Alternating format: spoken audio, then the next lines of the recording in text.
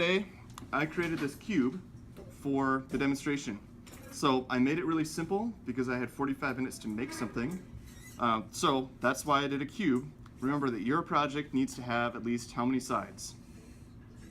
8. Yes, 8 sides. So this one, if you count up all the sides, it's only 6. Now it's going to work great for the demonstration though, because we've got something that is leather hard. I had it sitting out for a whole class period, and I also was drying it in front of the fan and using a blow dryer to kind of get it a little bit more dried out.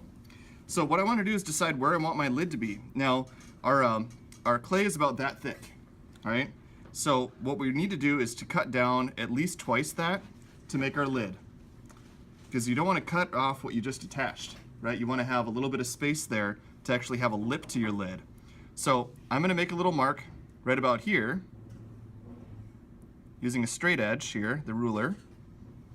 The reason that I'm making the mark right now is so that way I can just follow right along with my X-Acto blade and I won't make a mistake. Okay, so I made another mark. Gonna work your way around. And here you just want to make sure that you match up your lines. Okay, so right about there. So I'm going to suggest that you do this. You want to add some notches so that way your lid sits flat on things. So what I'm going to do is add onto this a couple spots where the lid has a little bit of a lip. So I'm going to add just on 2 sides a little indent. So that way it's got some way of sitting on here without moving later on.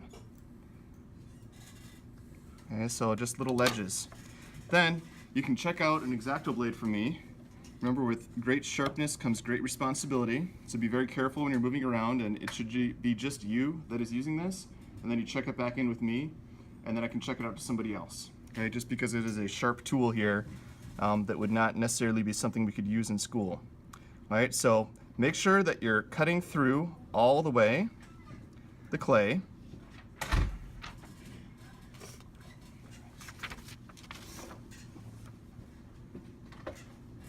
Because you don't want to just cut part of the way and then have it stuck.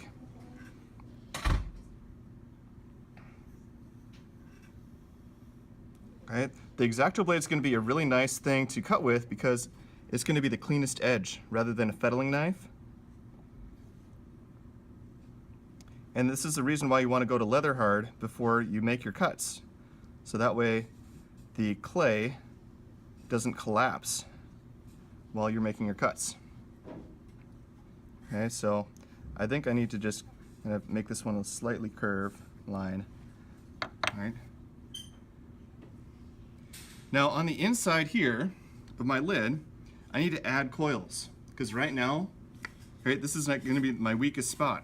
On the inside of the rest of the container, I've already got the coils added in. All right, so that's the last step here.